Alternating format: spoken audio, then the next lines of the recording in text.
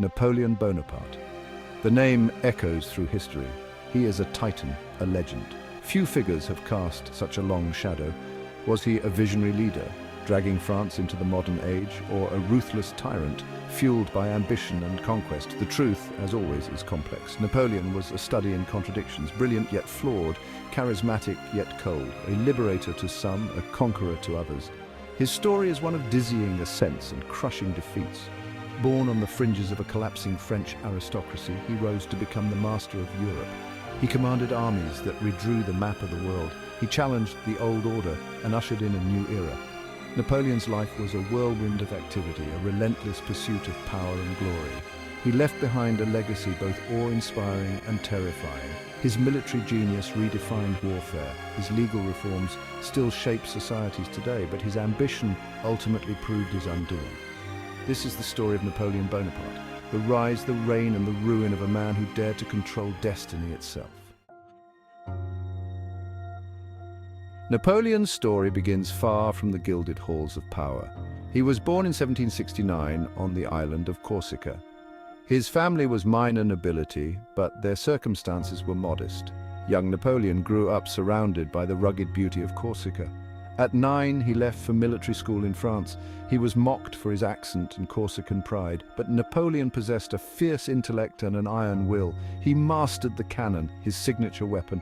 The French Revolution's ideals resonated deeply with him. Little did he know he would shape its destiny. The French Revolution erupted in 1789, sending shockwaves across Europe. The monarchy was overthrown and France plunged into chaos. For Napoleon, it was an opportunity. He embraced the revolution, seeing in it a chance to prove himself and advance his career. He distinguished himself early on, rising quickly through the ranks. His first major success came at the siege of Toulon in 1793. The city was held by royalist forces, and the revolutionaries were desperate to retake it. Napoleon, still a young artillery officer, devised a brilliant plan. He positioned his cannons on the high ground, bombarding the enemy with relentless accuracy. The city fell, and Napoleon became a hero of the Republic. His reputation as a brilliant military strategist was cemented. He was promoted to brigadier general at the age of 24, an almost unheard of achievement. Napoleon had tasted victory, and he craved more. He was ambitious, ruthless, and utterly convinced of his own destiny. The revolution had unleashed a force it could not control. Section 4. The Italian Campaign, a masterclass in warfare. In 1796, Napoleon was given command of the French army in Italy. It was a chance to prove himself on a larger stage, to test his skills against the might of Austria and its allies. The Italian campaign would become a masterpiece of military strategy, a testament to Napoleon's genius. He faced a formidable enemy, but Napoleon had a plan. He moved with lightning speed, keeping his opponents off balance. He used his artillery to devastating effect, shattering enemy formations and demoralizing their troops. Napoleon also understood the importance of morale. He inspired his soldiers with fiery speeches, promising them glory and plunder.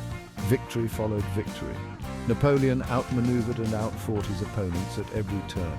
He won battles at Lodi, Mantua and Rivoli, driving the Austrians out of Italy. The Italian campaign made Napoleon a legend.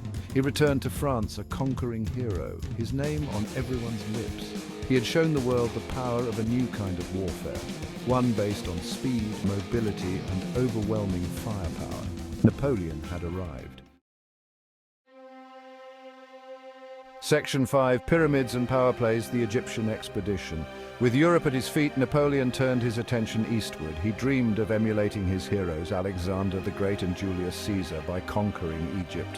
In 1798, he set sail with a massive French fleet, landing in Egypt with dreams of glory and empire. The Egyptian campaign was a departure for Napoleon. It was a campaign driven as much by ego as by strategic necessity.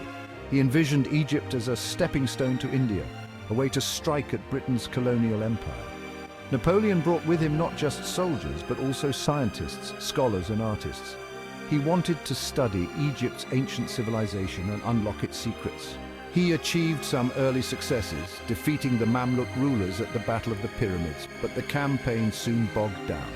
The French fleet was destroyed by the British at the Battle of the Nile, stranding Napoleon's army in Egypt. The Egyptians, inspired by British support, rose up against the French occupiers.